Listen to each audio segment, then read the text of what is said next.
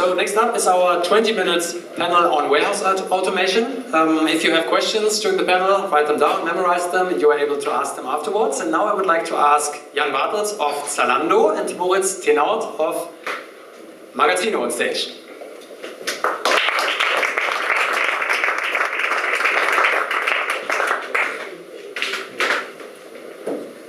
So I keep on talking for a few more seconds, and then I'm finally able to play the ball across to these two. I think we all agree that automation technologies such as machine learning and robotics play an increasingly large role in manufacturing and warehousing. The impact on the workplace has, I think it's no surprise, been a focus of research and of public concern. We might also agree that technological progress happens exponentially. So from my point of view, we are up for a very, very interesting time during the next few years. That's where I would like to use the opportunity to ask you for your opinion and insights into the present and future of warehouse automation.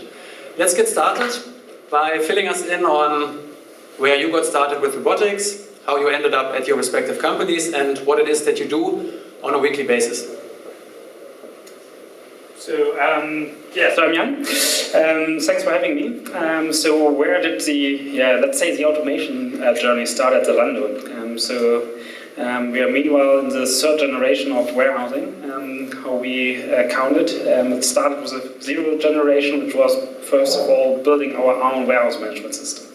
And I think that was the main deal breaker for us, because suddenly we were able to get control over our automation technology. First generation was then automating transport and sort, so pretty easy automation technology, conveyors, sorters. Continued with back sorting technology, which is very much tailored to the fashion industry, which we like quite a lot. So third generation now is more goods-to-person technologies, building shuttles. But now also starting into robotics. What do? We are running pilots with Gray-Orange.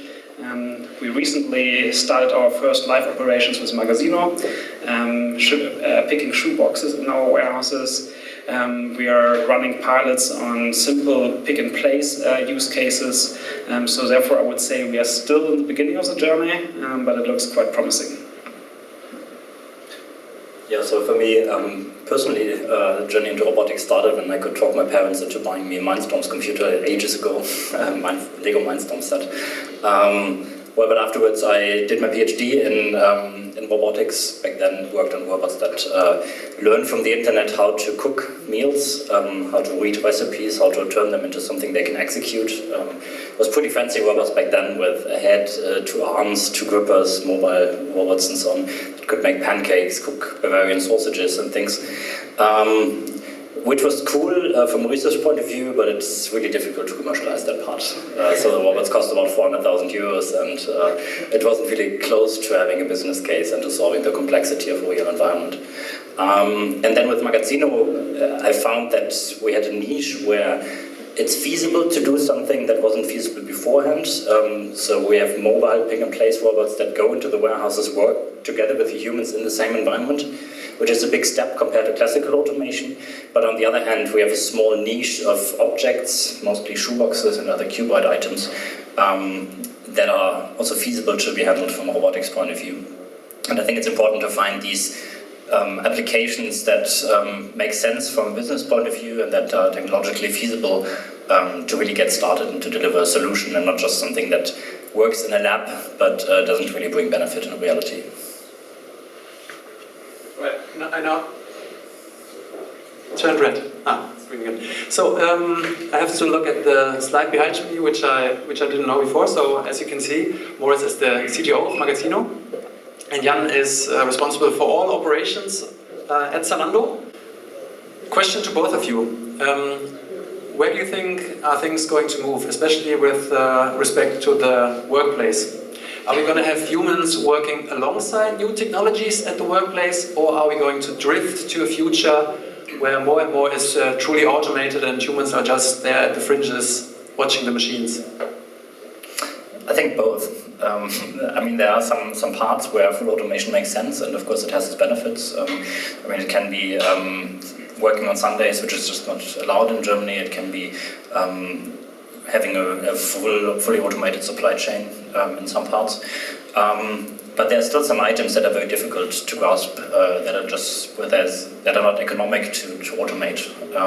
So I think humans will still have their place. Also, if it's about flexibility, about ramping up in peak seasons and so on. I mean, there are different arguments why humans should still work in the warehouse and take over some parts. And having a robot that could pick something from a small book to shoe boxes to washing machines and everything, as humans can easily do, that will still be a long way to go, I think. Yeah, same perspective on our side. I mean, the more you look into more modern warehouses, the more automation you will see in those warehouses. But I mean, if you already built a warehouse and you decided for a certain degree of automation in there, it's really hard to completely revamp that. So therefore, in all the logistics spaces that we have, where we still have investments that will be depreciated over the next 10, 15 years, I won't see really huge changes. We will have robots working along with humans.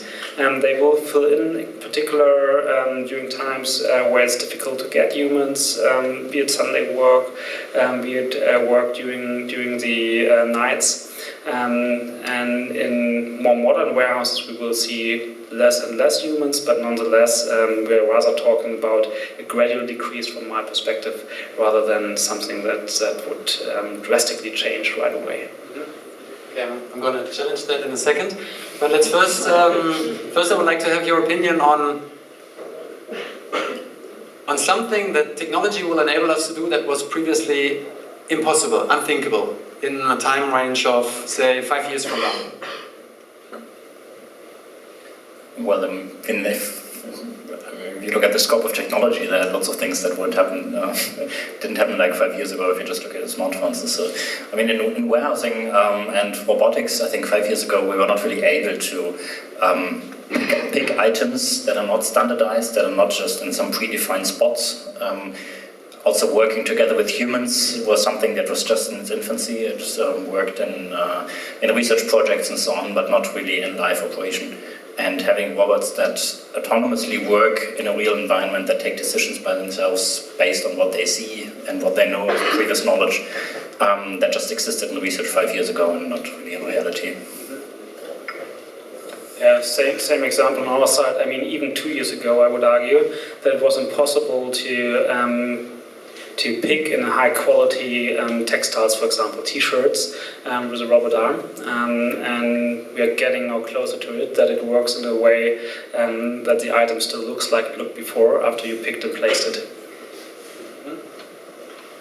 Okay, now if I listen to your answers, then I see the traditional warehouse setup, the line, the row of Regale, right? And someone picking items from the Regale, whatever the English word is. Shelves. Aha, shelves. Trying to involve the audience. If we zoom out, spin the globe, and stop at Asia, and zoom in on the booming city of Shanghai. So there's the if we zoom out in the booming, anyway, Shanghai, right? We have the Chinese e-commerce giant JD.com, and in Shanghai they operate a fully automated warehouse where 4 people, maybe well, they say 4 people, where 4 people watch many machines and robots fulfill as many as 200,000 orders per day and sort up to 16,000 parcels per hour with 99.99% accuracy. To me, that's mind-blowing. Do you think that's something that is coming in Europe? And in general, why do you think that the US and Europe is so much slower to adopt these technologies, to try this? So, I mean, if you look at that warehouse, I mean, it's incredible. I mean, I would recommend just Googling it if you haven't seen it yet. So you really see a lot of robots picking, placing something. At the same time, what you also see is that it's rather the simpler use cases, like very well-defined boxes that are put from the left-hand side to the right-hand side. and I mean it's combining a lot of given technologies in the markets. So for these sorts of quite lean, quite simple operations, I could imagine that we also see fully automated warehouses over the next decade in Europe. To answer the first part of your question.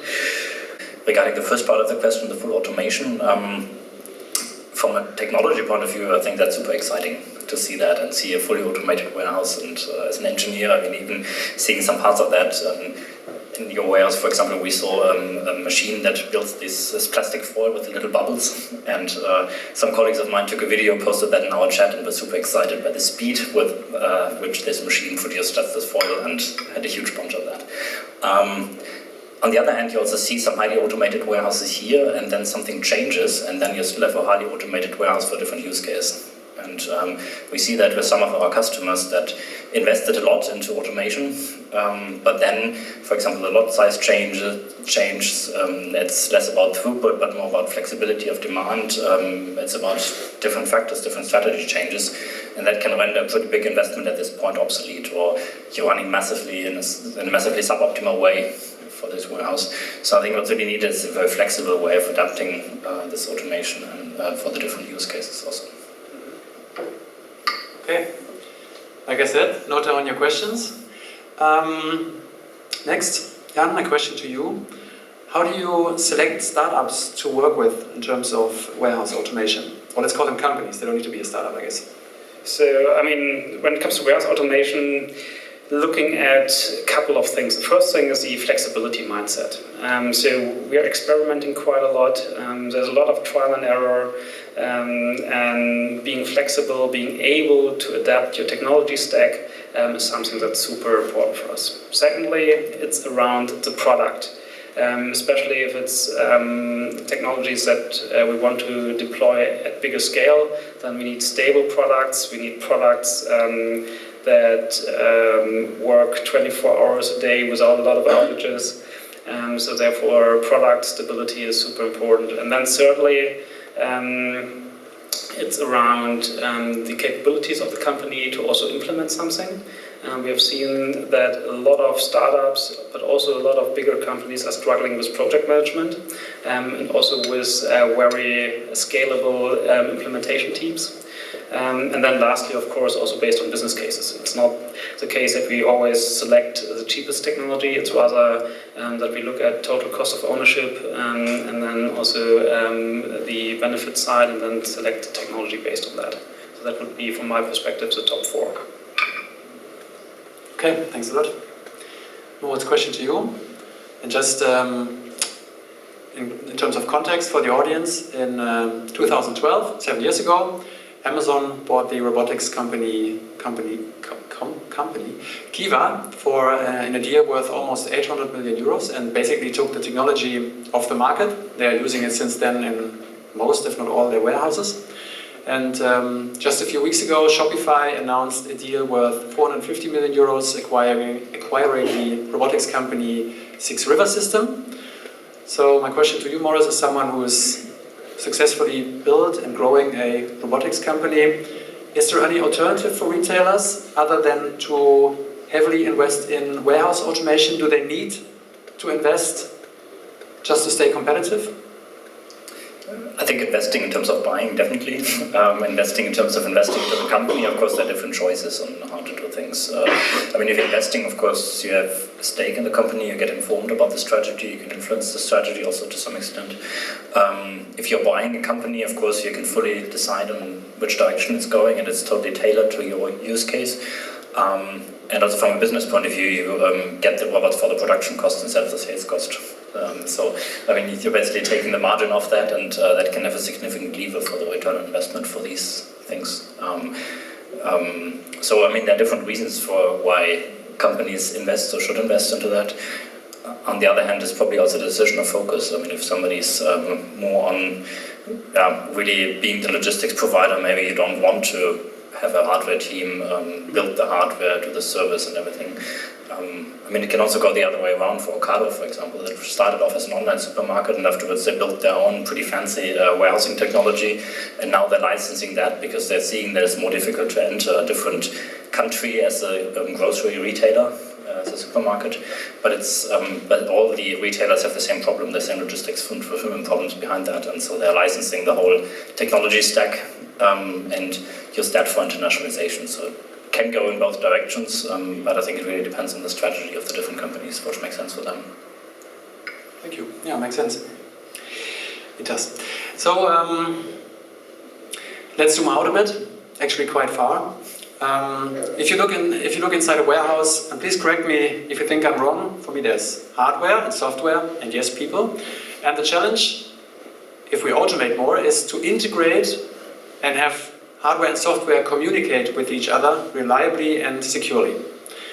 And there are a few companies that try to build the operating system of the warehouse of the future. Grey Orange is one of them.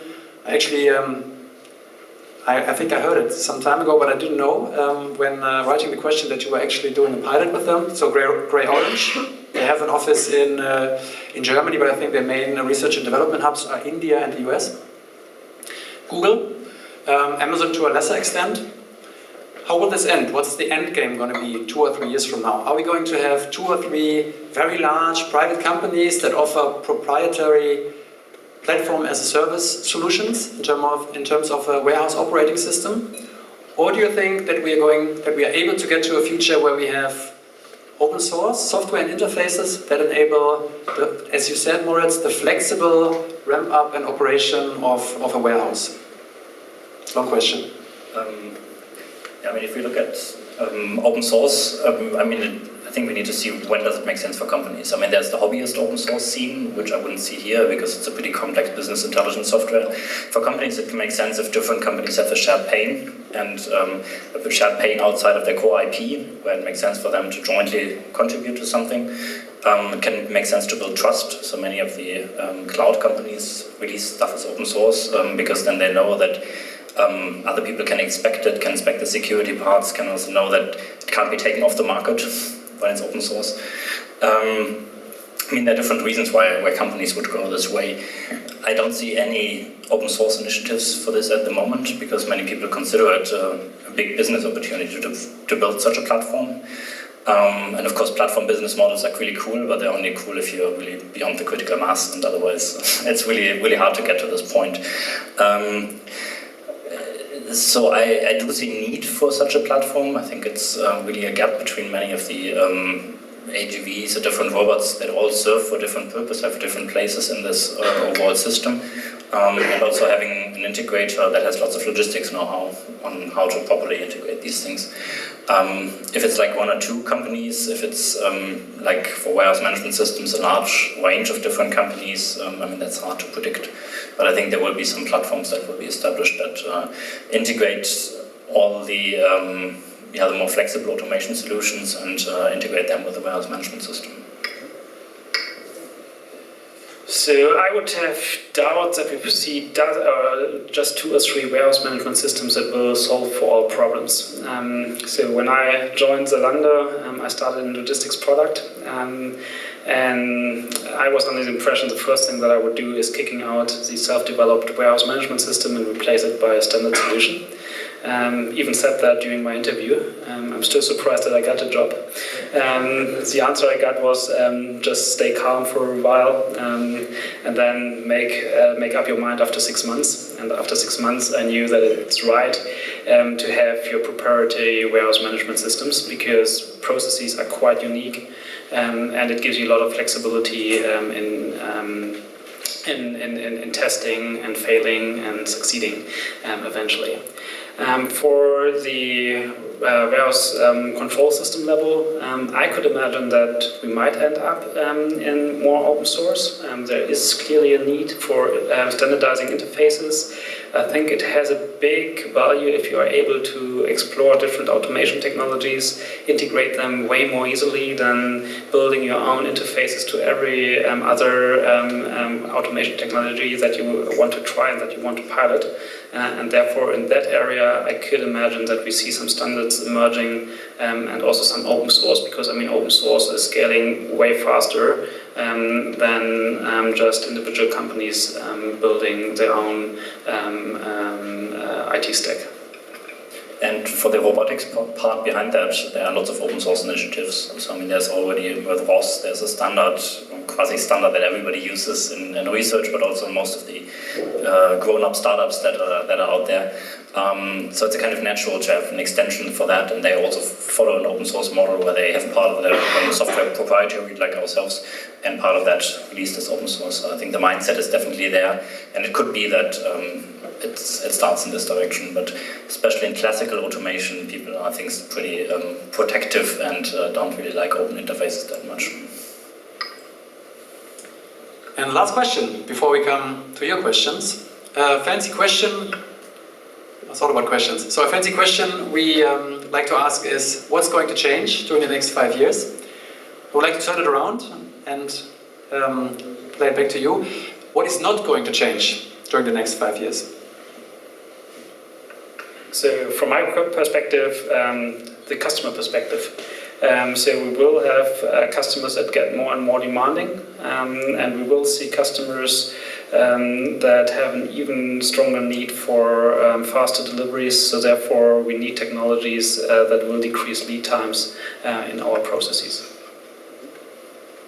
Yeah, so for us it will still be important, I think, to work alongside humans, to have a growing share of the warehouse, of course, at some point, but yeah, to be flexible in how we integrate there, and not work against the humans, but really work together with the humans in fulfilling the orders. Okay, great. First round of applause for the two. Thank you very much.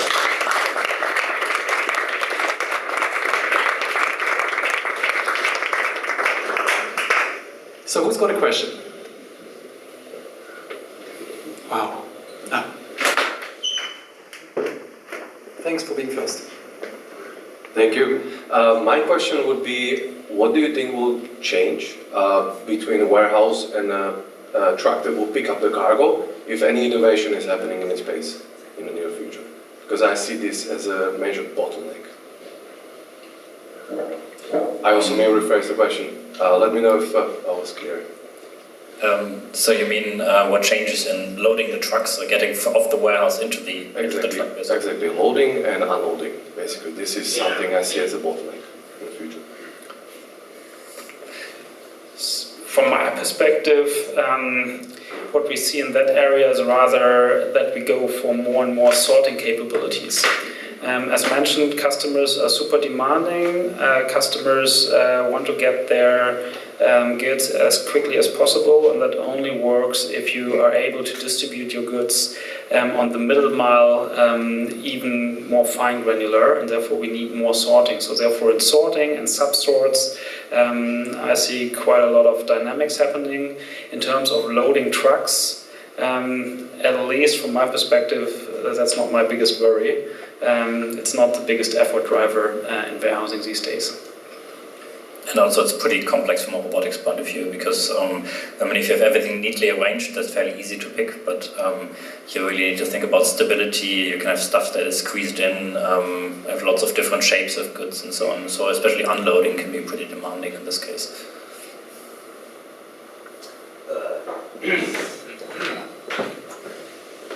Sorry that I step in here from the old economy. There are great unloading machines available for parcel unloading. Loading, I'm completely with you. This is really a complex thing to get the, to get the ratio of filling of the trucks. Yeah, a human being can really stack a small piece here and a small piece there. But once it comes down to unloading parcels, I have a good address. This is not Beam, but Beam can give you the contact. And I mean, what also works quite well is palletizing. Yeah? So I mean, if you have automated packing machines, and I mean that's what we're going to see going forward more and more, then palletizing is also not that difficult anymore, and that will also simplify loading of trucks. Thank you.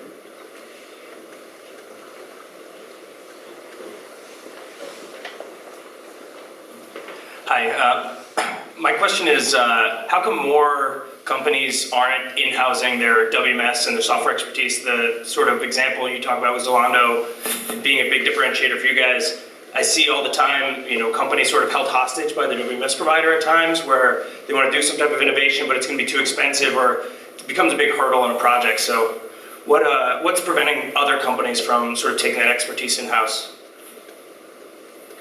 Yeah, I mean, that's from maybe how we started. Yeah, we also started with a third-party warehouse management systems. And you need a lot of logistics expertise to build your own warehouse management system. And for us, it only became feasible when we started to insource logistics. As a startup, I mean, in the very first days, probably the founders do all the logistics even themselves, packing some parcels in the evening and shipping them by bringing them to the post office. Then once you get into scaling, at least in e-commerce, it's getting that big that it's something you don't want to be distracted by. So in that phase, we outsourced logistics back then. Then we realized it's going to be really a differentiator for us. But then it took us 1 or 2 years to build up the logistics experience around what are the processes that we need to enable, and that's the starting point. And then you need to hire good engineers, you need to hire good product managers who know the industry quite well. I mean, if we look into who is building warehouse management systems and order management systems at Zalando, I mean, it's a team of almost 200 techies. And building up that is quite an investment, and you need to have a certain scale in order to get there.